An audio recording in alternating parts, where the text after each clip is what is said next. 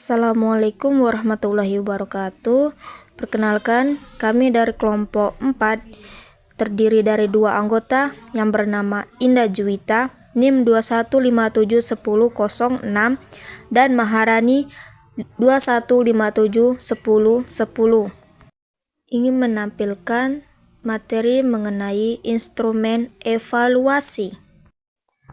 A. Instrumen evaluasi. Dengan pengertian instrumen dalam lingkup evaluasi didefinisikan sebagai perangkat untuk mengukur hasil belajar siswa yang mencakup hasil belajar dalam ranah kognitif, afektif, dan psikomotor. Banyak instrumen yang dapat digunakan dalam kegiatan evaluasi. Dengan bentuk instrumen dapat berupa teks dan non-teks. Instrumen bentuk teks mencakup teks uraian, tes pilihan ganda, jawaban singkat, menjodohkan, benar salah, unjuk kerja, dan portfolio. Instrumen bentuk non-tes yaitu mencakup wawancara, angket, dan pengamatan. Selanjutnya yaitu instrumen evaluasi yang baik memiliki ciri-ciri dan harus memenuhi beberapa kaidah, antara lain yaitu validasi, di mana validasi sebuah instrumen evaluasi dikatakan baik manakala memiliki validasi yang tinggi. 2. Reliabilitas. Reliabilitas instrumen dikatakan memiliki reliabilitas yang tinggi manakala instrumen tersebut dapat menghasilkan hasil pengukuran yang ketetapan. 3. Objektivitas, yaitu instrumen evaluasi hendaknya terhindar dari pengaruh-pengaruh subjektif pribadi dari dalam menetapkan hasilnya. 4.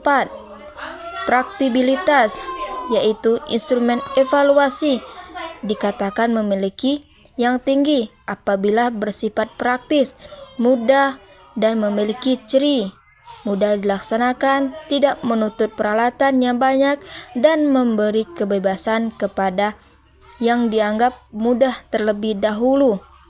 5. Ekonomis.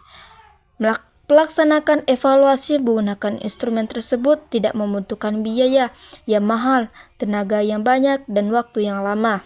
6. Taraf kesukaran, di mana instrumen yang baik terdiri dari butir-butir instrumen yang tidak terlalu mudah dan tidak terlalu sukar. 7. Daya pembeda, di mana daya pembeda sebuah instrumen adalah kemampuan instrumen tersebut membedakan antara audiens yang pandai dengan audiens yang tidak pandai.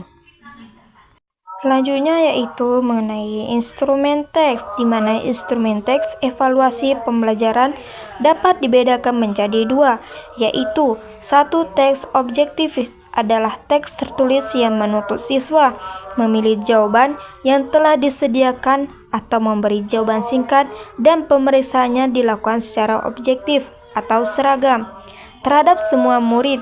Ada beberapa jenis teks bentuk objektif, yaitu pilihan ganda, bentuk pilihan, benar salah, menjodohkan, dan isian singkat.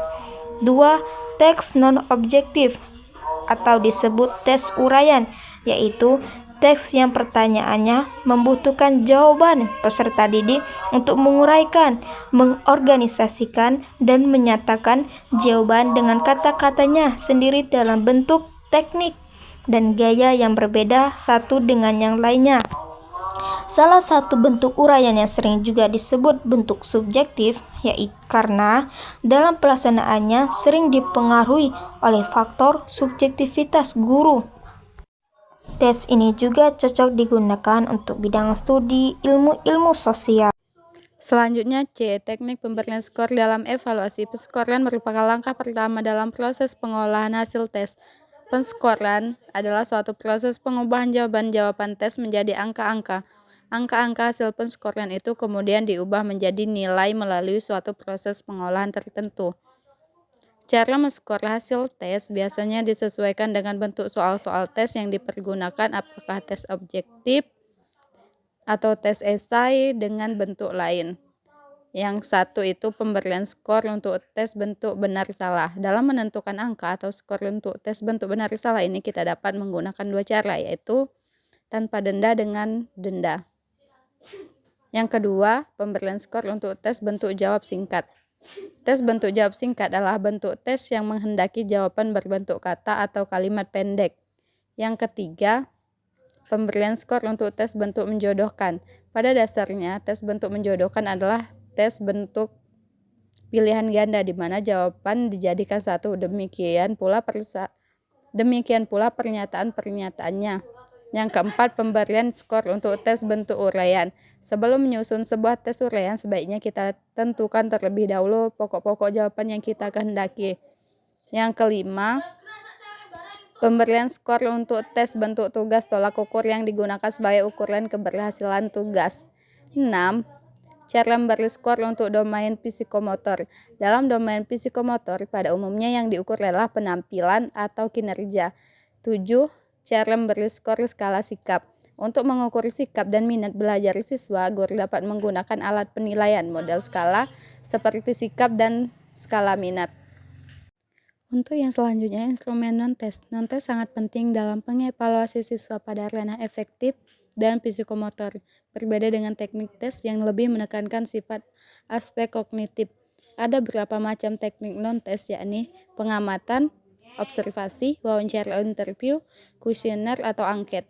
Kesatu itu observasi. Sebenarnya observasi merupakan suatu proses yang alami di mana kita semua sering melakukannya, baik secara sadar maupun tidak sadar di dalam kehidupan sehari-hari. 2. Wawancara. Wawancara merupakan salah satu bentuk instrumen evaluasi jenis non-tes yang dilakukan melalui percakapan dan tanya jawab, baik langsung maupun tidak langsung dengan peserta didik. 3. Angket. Angket adalah sebuah daftar pertanyaan yang harus diisi oleh orang yang akan diukur. Instrumen non-tes adalah instrumen selain tes prestasi belajar. Alat penilaian yang dapat digunakan adalah lembaran pengamatan observasi seperti catatan harian, portofolio, dan instrumen tes sikap. Kesatu itu tes skala sikap. Tes skala sikap adalah tes yang dilakukan secara sengaja ataupun tidak sengaja. Tes minat belajar adalah tes yang dilakukan oleh guru kepada peserta didik. 3. Tes motivasi berprestasi adalah tes yang dilakukan oleh guru kepada peserta didik untuk mendorong motivasi belajar siswa dalam belajar sehingga dapat memperoleh prestasi lebih baik dari sebelumnya. 4. Itu tes kreativitas adalah tes yang dilakukan oleh guru kepada peserta didik untuk mengukur kreativitas peserta didik dalam belajar. 5. Tes lisan adalah tes yang dilakukan dengan cara mengadakan tanya jawab secara langsung terhadap peserta didik, baik satu persatu, berpasangan, ataupun dalam kelompok. Sekian makalah dari kami ucapkan terima kasih. Wassalamualaikum warahmatullahi wabarakatuh.